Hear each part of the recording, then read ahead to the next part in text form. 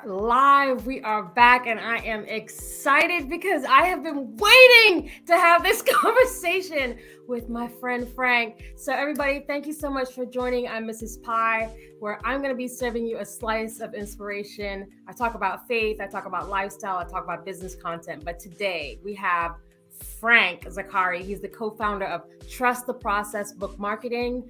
You can see what it says, y'all, under his name. He's a multiple 5 times best-selling award-winning author. He has been a radio TV host of life-altering events. He's an Air Force veteran. He's a fellow parade deck military influencer. He's a keynote speaker. He's just amazing. And so I am so honored that you would take the time to come here. I do want to do a quick shout out for everybody who is watching us live on Parade Deck TV. We know we have some connections issues on Facebook, y'all. Y'all can pick up the podcast at the end of this week so you can hear all of what we got to say. But we're going to dive in. So if you're watching YouTube, Twitter, LinkedIn, everywhere, please love and like and share and tell your friends about what's happening here. If you want to talk about award-winning authors and how you get there, this is the show for you. So, Frank, I think I was like, I was trying to remember, when am I going to get to talk to you? I'm looking at the schedule, I'm watching the dates go by, and I'm excited that you're here. So welcome, and thank you so much for joining me. It's always a pleasure talking to you, Shelley. You were on my show a few weeks ago, and we had so much fun. You are just so much fun to talk to. Thank you. All right, so your expertise, I know it goes beyond award-winning books and podcasting and radio hosting. I love the way that, and for those of you all who are following Frank on social media, the way that he really engages with the communities and influencers and change makers and thought leaders. Y'all need to follow him for real, okay? But in this episode, because I'm hoping I'm going to get another pass at you in the new year, this episode, I wanted to find out a little bit more about what you do and why do you do it, and then we're going to talk about Trust the Process. So what do you do? Tell the people what you do and why you do it. What do I do? It's like the fourth coming of my life. I was a corporate executive for many years, and had a change in my marital status, and then all of a sudden I was a single parent of 2 young daughters. So I had to get out of high tech, where I was a tech executive for about 27 years. I bought an insurance agency, which is like dying and going to hell when you go from high tech being proactive to insurance being reactive. Well, it was a means to an end. I had to get my daughters through school, I had to get them done. So when the youngest one graduated from college, Arizona State, a few years ago, I sold the business. And then it was, what am I going to do when I grow up, right? Yeah. So at that time, I was getting close to 60 years old. What do you do now, right? I don't own a rocking chair. I don't play golf. And I don't like gardening. So I tried to be retired, but it only lasted about a week and a half, and then I was bored. So I started basically just helping some nonprofit organizations, because that's kind of what you do, right? So you just look through them and see how it goes. And I had started writing some books, and I wrote some books, a few years back. I wrote 5 books. I had no idea what I was doing, but I just wrote 5 books. And the books were pretty good, but I didn't know what I was doing, and I didn't understand the system at all. So we sold maybe a whopping total between the 5 of them together, maybe 200 copies of the books, right? So I thought, this was fun, but this is getting me nowhere. So I stopped for quite a while. And then I got a radio show. I got in touch by voiceamerica.com, who contacts everybody. And they said, hey, Frank, we want you to do a business show. And I said, not interested. No, I don't like business shows. I don't talk about return on investment. That's boring. I don't want to do that. But they were real persistent. They kept calling. And they finally said, well, what do you want to do? And I said, I want to do life-altering events. I want to talk to people who have had something happen in their life that altered the trajectory of where they thought their life was going. And what they ended up finding is the life that they apparently was forced upon them is better than the life that they thought they were going to go to, or the path that they were on. And so that's what I wanted to do. So I did that for about 69 weeks, I think it was. We had 240,000 listeners in 42 countries. It was a lot of fun, but live radio is tough. Yes, it is. It's like 8 o'clock Tuesday, 8:00 a.m. Yeah, California time, Tuesday, right? Is the person going to show up on time, right? Because Wow. it's live, right? Sometimes they would come to the studio. The studio was in Phoenix, and sometimes I would do it from the studio. And one lady got in an accident on the way there, right? So now it's live. You got to go on. So you come up. So you have your show and your notes and your ideas, and then you have a contingency plan in case nobody shows up, and then you just basically, you're like doing animal designs, what the overhead projection. But it was a lot of fun. One of my guests, Kathleen Canavas, who does dream interpretations and stuff. In fact, dreams is how she determined she had breast cancer three times. Oh, wow. And she discovered it through dream before the doctors even figured it out. Wow. So I talked to her. She was on the show a couple of times. And then she calls me up and says, Frank, you got to start writing again because you're too good not to do this. And I said, Kat, I wrote 5 books. It was one of the most heartbreaking experiences of my life. No, I'm not putting myself through that. And she said, well, I'm going to help you. So we're going to do this. We're going to do a series of 3 books, which ended up being 4 books. So we called it the Business Secrets series. So there were 4 books. And the first one was about business secrets are walking on water. Things that are going to happen to you in business that you may not even see coming, but they're going to happen. Yeah. And be prepared. Okay. Here's real life experiences. And that one went to number 1. I thought, wow, how about that? And then people came back and said, well, that was good, Frank, but I think I got my professional life under control, but my personal life stinks. And so Kat told me that. She says, why don't you write a book about that, Frank? You failed in marriages and relationships a whole bunch of times. So it's up your alley. Okay, thanks, Kat. So we wrote that one about personal relationship landmines. That went to number 1. Wow. And then we had people saying, okay, I think I've got that under control, but I'm stuck. Everybody gets, I don't care how successful, you're going to be stuck at some point. Absolutely. So the 3rd book was about how to get unstuck. It went to number 1. It got an award, a national award. And then so we did the 3. And then I told Kat, I want to do one with veterans. I want to do a book where veterans write a chapter in a book. So we got the grand total of 19 veterans or parents of veterans or children of veterans. And they wrote a chapter and we wrote that book. And it went to number 1. So I was like, wow. Melissa Van Oss, who you may or may not know, is my partner. And she and I were doing these books together. And we said, okay, we got to figure this out because you've written some books, I've written some books, and we're getting nothing. So we started learning. We started getting into, well, how do you play this game? Because if you don't know how to play the game, if you don't know what the rules are, you can't play the game. That's right. So we learned the rules. And then we started coming up with little processes. And we tested them on ourselves first. Okay, we're going to try to build a campaign, a whole marketing promotion campaign, right? We're going to start 3 months before the book is released. First thing, pre-release. Who are you, Frank Zaccari, and why should anybody care? Right? So we're going to have that break. Okay, here's Frank, this is what he does, here's his good. Then little things about who Frank is. And then we go to the launch. Right now you know who Frank is. Now here's the book that we've been telling you about, and this is why you need to get that book. We have a whole campaign on that.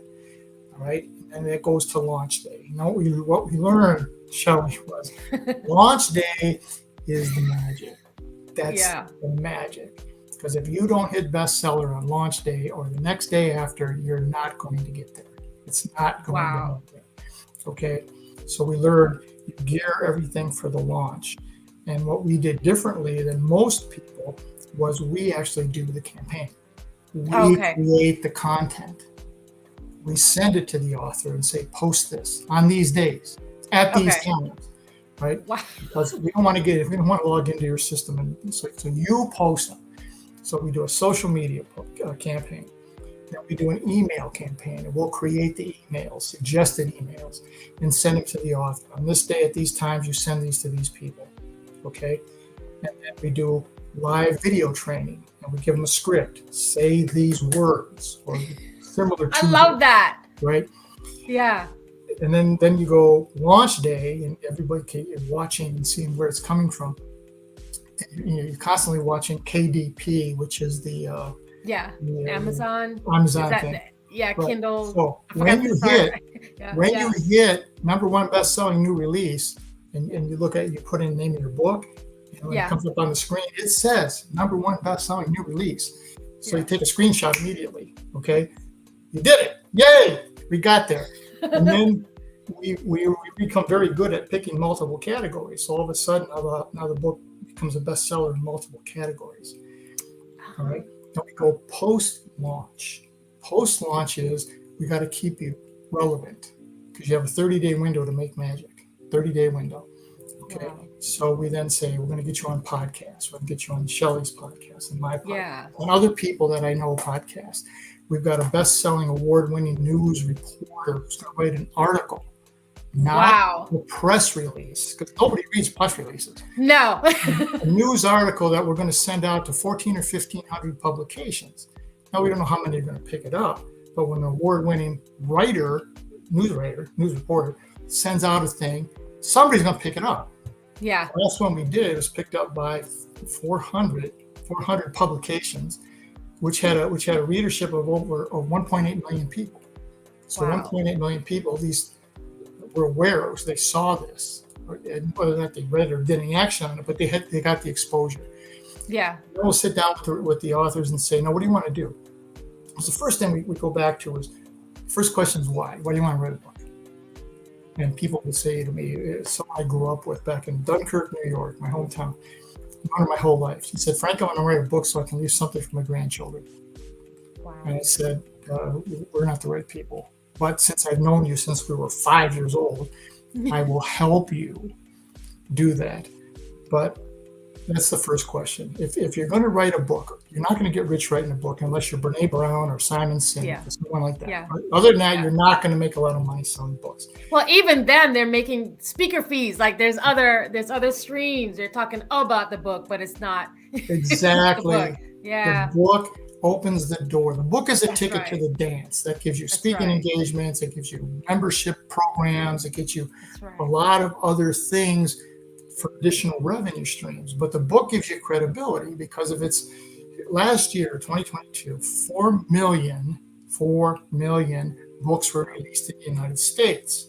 4 million. Okay, now I'm not good at math, but that comes out to 77,000 a week. Wow. A week. So what are you doing to differentiate yourself? Amazon has the top 100 best-selling new releases. Okay, they have top 100. 77,000 books come out. 76,900 people are upset. Every week. Including me, who didn't know about Frank. They didn't get in the top 100. Yeah. So what Melissa and I would do when we talk to people, first thing we tell them is why you want to write a book. And number two, do you want to be a number one bestseller? Because if you don't, then we say it nicer than this, but we're really not interested unless you want to get to that kind of point. Because when you're out trying to get a speaking engagement or expanding what you're doing, and somebody says, "Well, I'm a published author," and you say, "Well, so what? 77,000 people last week were too, but I'm a number one best-selling author, and here's my topic." So you can increase your credibility and your authority, which then gives you more of you stand out better, stand out more with that. And so that's how to trust the process came into being. It was just Melissa Van Oss and I sitting together, and she's in Washington, D.C. I'm in California or Arizona. We have never physically been in the same room at the same time. That's okay. and we have put this program together that's 11 consecutive books. The last 11 consecutive books in a 22-month window all went to number one. Oh my gosh. Following the process. And sometimes you get a lot of pushback from some writers because an author wants to get the book done. That's I'm writing this book. You go through all, and authors are some of the most what's the word I'm looking for here? I'm in this group. I understand. Yes. Yes. They're panicked constantly. Is anybody going to read this? Is this the right word? What should I say here? All that stuff. Right? So the wrong color on the. Yes. The wrong font. So you're part counselor, more counselor than you are anything else. Yeah. And so you're walking them through this, and we call it trust the process because we had one author who was driving us crazy. We had to keep telling him, Just trust the process. It works. Just trust the process, right? And so Melissa and I looked at each other and we said, well, that's what we'll call the program, trust the process, because we say it all the time. And what's really interesting is when you're creating the content, and we get a copy of the manuscript first, and we talk to the authors first, and we get a feel for what it is that they want to get across first, because we're creating the content. Then we send it to them and say, post it. Now they can either post it or not, or they can tune it up if they want to.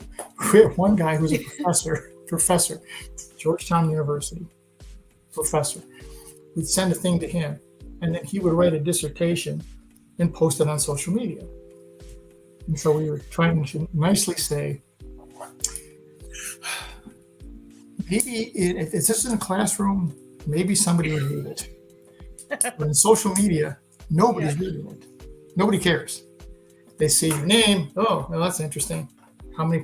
No, I'm not reading that. The hell with it.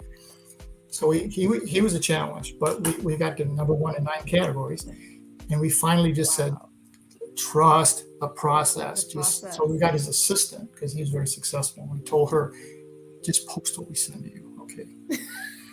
Don't even ask him. Just post. Don't even ask. I love that. Use these hashtags. Tag these people, right? And then eventually these sort of calm down a little bit. But it's a lot of fun. And we meet with the author during the process once a week. For kind of an update. Okay, how are you doing? Where's it coming? What kind of feedback are you getting? What kind of groups are you belong to? And the people who are responding to you, who are they? Make sure you tag us, Melissa and I, so we can look and see who else is looking at it. And then we go look at those people. Now, who are they? Oh, this is Shelley Jeffcoat. Shelley Jeffcoat. My God, she's the Oprah of parade deck. That's true. We have to make sure we keep her in the loop. Yeah. Right? Because this is somebody who can, if they post it or repost it or share it, that carries a great deal of weight. So that's kind of how it evolved. I never dreamed that I would be doing this ever. It just sort of happened, and it's like when you and I spoke, you just sort of follow the signs. That's right. And the universe, Scott Mason, I love Scott Mason. He's an interesting guy. And he says, Frank, sometimes I just didn't pay attention in my former life to what the universe was telling me. And then it hit me in the face with a 2x4. And I said, I can relate, Scott. I got hit with the 2x4 more than once. And it's like, the door keeps opening. Why are you not going through that door? So we started just to have faith, trust the process, follow the path, and it's turned out to be very, very well. Now that's opened up some speaking engagements, which are now starting again. We've got a program now, Melissa and I, to speak at colleges and universities to different student type groups. And she talks a great deal about resiliency. Oh, wow. Being, she uses a tree as an example. The tree is out in the elements and it doesn't have any protection, but it survives and it grows and it expands because it's resilient. It builds its strength from the ground up, from the roots. That's right. It's rooted. Roots up. Yeah. And I'll talk about that the secret, the quality of our life are based on the quality of our relationships. And when you're talking to younger people, my daughters are now 30 and 35, but I was a single parent with 2 teenage daughters, okay, which is really tough when you're a guy, because I was never a teenage girl. So this was really a challenging part of my life, but it was, it's still the quality of your relationships. Okay, what are the landmines that are going to prevent you from having a quality relationship? Well, a big one is you making the same mistake over and over again, or following the same pattern over and over again, right? And so after my then wife had left, and we're going through counseling with my daughters, and so they would meet with the counselor individually, and then they would meet with her together. Then I would meet with them as a group. We didn't have all we were doing is meeting with counselors, and then I was alone with them. And the counselor said to me, "Frank, here's your situation." Because she says, "What do you want out of this?" And I said, "I just want my daughters to be happy. I want to get them through this. fix them. Poor choice of words. And she said, well, number one, you can't fix this. That's right. Right? You can't. They're going to have to process it. So here's what you're going to have to do. It's going to be really hard for you, Frank. You're going to have to learn how to listen. Deep listen. You're going to have to validate feelings. You're going to have to, what was the third one she said? Is drawing a blank on it. But there were three things. I'm a type A personality. And I went, oh my God, just get me done. I shoot myself now. But that's exactly what you're doing with your authors. Yeah, exactly. It's exactly the same in patience and more patience, right? It's exactly the same skill set. I wanted to ask you about the book launch. And I know, for those of y'all who are watching, because a lot of folks, by the way, let's watch our replay, so they'll be sitting at home catching what we're saying. And a lot of these folks are budding authors, or maybe they have already released a book. Do you work with authors who have already published? I'm also asking for a friend. Do you work with? If the book's been released, I got 7 books. If a book's been released, you have a major uphill battle. So one of the things that we've said to one author released a book, and she sold 20 copies, of which she bought them all. Oh, wow. And very depressed. And we said, he goes, well, what can you do to help me? And I said, you already released a book. Consider this. Do a release, a new revision, revised version, something new. Change the title, change the cover, add another chapter, something along those lines, so you can get it into a new category. So now you got a fighting chance. Because when she first talked to us, because it's not inexpensive to do this. You have to have a publisher, and that's a cost. The marketing campaign's a cost. And so she said, well, Frank, I got a big social media following. And I said, that's wonderful, but it doesn't mean anything. That's right. And she said, I'm going to have a launch party. And I said, okay, that's good. How many people are coming to your launch party? Well, 150 people said they're coming. I said, again, I don't want to burst your bubble here, but these how many are actually going to show up. Maybe five. Right. 4. And that's your family. Yes. Now you spent all this time and energy going toward this that you could have been doing toward a campaign to expand your reach.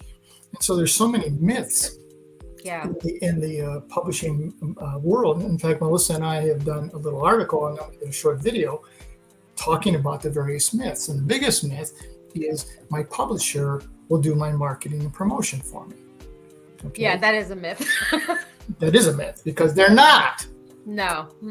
Their job is to get the book ready to be released. That's their job. And they might do a press release, but they're not going to do a marketing campaign for you. That's the biggest myth, number one. And then the distribution house. I don't want to pick anybody's names here, but a distribution house will say, well, we'll market it for you. And this one big distribution house, after my third book went to number 1, they called me up. And they said, why are you not using us? Do you know who we are? And I said, yes, I know who you are. Do you know who I am? And they said, well, we can put your book in Walmart. Well, we can put it in bookstores. We can put it in Target. We can put it in. And I said, how are you going to do that? And they said, well, we have this, we've got an online catalog. And I said, like the old phone book, like the old big phone book? And they said, yeah, like that, just like that. And I said, so I'm online in a big phone book? And people in Walmart, they're supposed to go look it up and say, oh, wow, Zaccari, I want to buy that book. And then I was 10,000 on my book. And they said, well, Frank, if you get 10,000 books sold, then we'll put all of our muscle behind your marketing plan. And I said, if I get 10,000 books sold, I don't need you. I've already figured it out. That's right. Right? And so there's all these various myths, because one of the things that we found in all the research was an average author, if they're lucky, sells 250 copies of their book. 250. They make less than $500. Okay? So all this time, and energy, and sweat, and hope, and what did he end up getting? And then they're saying, well, now I want to use it to go do speaking engagements or whatever. And I say, okay, that's wonderful, but you better know the person real well that's paying you to speak, because there's all these other people who have a best-selling book that are maybe coming in on the same type of topic that you're talking about. And one of the things I love about Parade Deck is because most everybody in the military, colonel and above, lieutenant colonel and That's right. above, believes they're going to write a book on leadership. And that's what they want to do. And they said, I've got 30 years of all this experience. And I say to them, again, I was in the military, so I just say, with all due respect, sir, nobody cares. You were in the military for 30 years. Now, if you're General Schwarzkopf or you're General Powell, okay. But if you're not, they don't care who you are. Now you're just another author. So what are you going to do to differentiate yourself? And that's what we can help you do in putting this program together. I love that. In terms of like how people get to work with you, what is that like? Is there? I'm sure there's a website and all that information, but is it like an initial consult, or what is that intake process like, and how long does that take? Someone will get a hold of us through a variety of ways, through websites, through social media, through a writing coach who's helping the author, and the author will say to them, "How are you going to market this?" Usually says the author gets like a blank look on it, and so you need to talk to Frank and Melissa. So what we always do is we have a Zoom call. Maybe whoever finds it first. So if Melissa finds somebody, she'll have one first, and then if she says, "Okay, yeah, they look good," then we'll have one together. Okay. Or I find somebody first, and then Melissa will get involved. So we'll have a call together, and we go through a whole series of questions, starting with number one: why you want to write this book? What are you hoping to achieve? What's your long-term goal? Do you want to have membership? Do you want to do speaking engagements? Are you going to? Melissa says, are you just interested, or are you invested? Right. If you're interested, there's a lot of different ways you can do it. If you're invested and you're going to invest in yourself and in your business, and you're going to use this book as a launching pad, then we'll continue the conversation. And then we'll sort of break down. We'll tell them roughly, if you're serious and you want to write a book and you want to use it in your business, you better plan on spending between $16,000 and $18,000 between publishing and marketing. Wow. And people will go, oh my God, I thought I could do it for like $700. And I said, you probably could. It's not going to go anywhere, but you probably could. You could self-publish and drive yourself crazy and try to get it out there, but it still comes down to marketing and promotion. Because when I did the first 5 books, it took me 5 books before I realized, Frank, you did something wrong. It was, okay, you write a book and you put it on Amazon, and everybody goes and buys it. And then you become rich. Okay? Doesn't happen. That's not it. No, that doesn't happen. They don't just come and get it. You have to tell them to go and get it, and tell them why to go and get it. Why? That's right. And so once we started putting these campaigns together, the momentum starts picking up. And I always tell these people, when you trust the process, magic happens. And there has to be that trust. And if we say, Melissa and I say no more than we say yes. Yes. Because someone will, I don't want to spend that kind of money. But what's the range? Like, you don't have to give us like exact, but what's the range that someone, would be spending with you guys to market? If they have a publisher, they're probably looking at $6,000 to $8,000 for a publisher. Wow. Right? And then probably $8,000 to $10,000 for the campaign, depending on who they are or what area they're trying to get into. One of the things that we found is health and wellness. 77,000 books come out a week, probably 50,000 are health and wellness. So if you're in that category, you're putting yourself in a very difficult position. So part of the magic that we do is, okay, what categories are we going to select that fits, but you're not going to be locking horns with Brene Brown or Simon Sinek, right? Yeah. Now we don't know.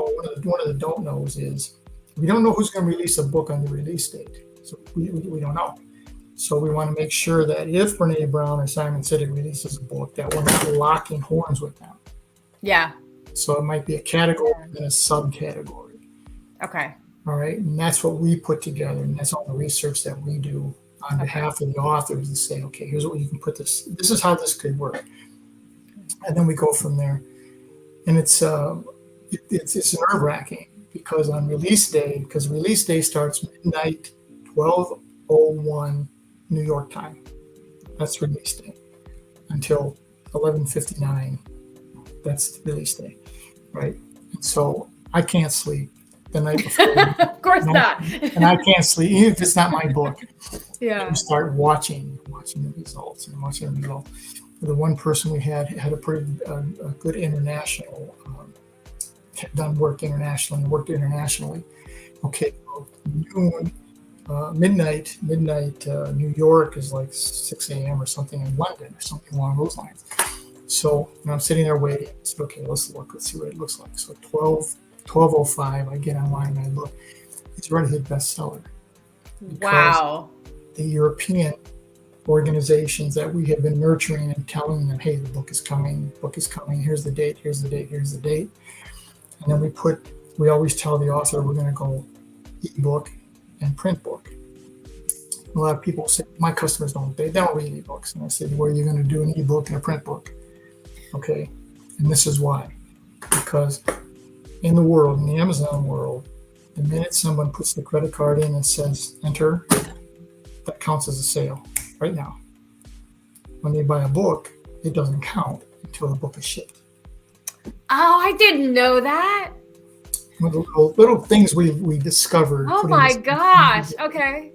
Okay, so if you're not a big name and you put out a book and they say, well, they'll ship it within 2 days, but you're Frank Zaccari, you're not Simon Sinek. So the book might be 4 days before it goes out. Okay, so now you're missing that window that you're trying to get that bestseller in. Okay. And it's spending a lot of time nurturing key people that you can go to and say, hey, this is what I'm going to do. I need your help. When I put something out, will you share it? Will you say something about it? Will you put it out there? Okay, now you're really good at it because you know that LinkedIn in particular, if you put up a post and you don't get a response in the first 30 minutes, your post pretty much goes away. That's right. It didn't happen. Yeah. And now you're looking for it. Yeah. That's a good one. Yeah, there is a strategy, y'all. Stuff that we're doing on LinkedIn, there is a strategy behind the madness. It's not just throwing up posts for the sake of posting. So I wanted to ask you before we run out of time. Sure. And again, for everybody who is, maybe you're thinking about writing a book, maybe you're in the process of writing a book, and if your intention is to have and become a best-selling and award-winning author who, again, is leveraging the book for greater opportunities, Frank and his team, that's where you want to go. And I'm saying this, I fully trust. I'm not sending you anywhere where it hasn't been vetted and approved. It's been vetted and approved by Mrs. Pie and the entire Parade Deck community, 6.6 million folks. Okay, so I wanted to find out, as you're thinking about maybe what's next for Frank, what does that look like for you? That's interesting because it's I like what we're doing with the trust the process, and we'll keep that rolling. What I really enjoy doing is speaking and doing things about quality of your life based on quality of your relationships, or how to think like a boss, or theory versus reality. Right? We all got out of school and full of this theory, and you go get that job, and guess what? Reality and theory don't quite match. So I really love doing that. I went and became a NAMCA certified speaker, which is a group that works with colleges and universities. But it's the dream is. You ever seen Garth Brooks? Well, I never saw him live, but I saw a show about Garth Brooks, right? And he's on stage and he's in an arena, like where the Dallas Cowboys play, right?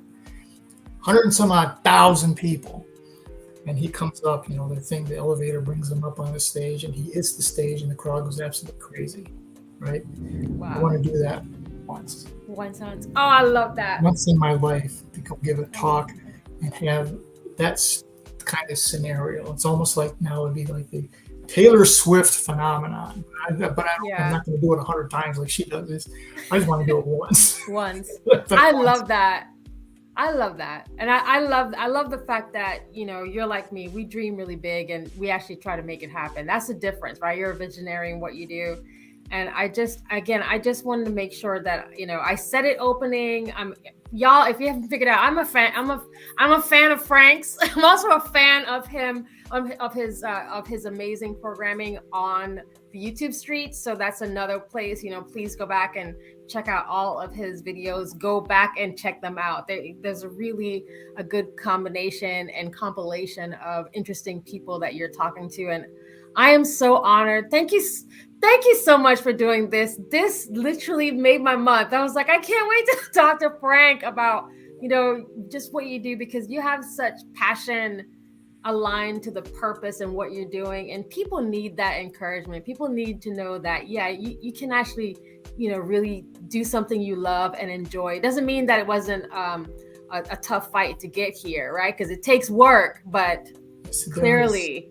Yes, it does. I was told when I first sold the company, I was deciding what I wanted to do, and I kept saying no, right? So this friend of mine said, Frank, nothing's going to change until you do. Oh, I love that. And I went, okay. Nothing's going to change until you do. I love that. That was, I said, all right, you got me there. All right. So I need to start saying yes more often. And then as I keep saying yes, then Parade Deck came around, and I was thinking, no, I don't want to do it. But yes, listen, go do it. I meet you, I meet Mario, I meet Enrique, I meet Andrew, I meet Rico. And on it goes. We're going to be at the thing in November. The event in Las Vegas, because it's a 6-hour drive for me from San Diego. So I'll start doing that. And it's just simply decide what it is you want to do, and then start moving forward, walking forward to it. No, it's not going to be simple. And some days you're going to take 1 step forward and 3 steps backward. Yeah. But you get up and you take that next step and keep going forward, and just keep pushing. And people will recognize. I think Kobe Bryant one time said, "Game recognizes game." Yeah. He knew. I saw a little clip. Dirk Nowitzki makes this shot. It's unbelievable. And he was pinning on Kobe, and he's just nodding his head and saying, good shot, nice play, way to do it.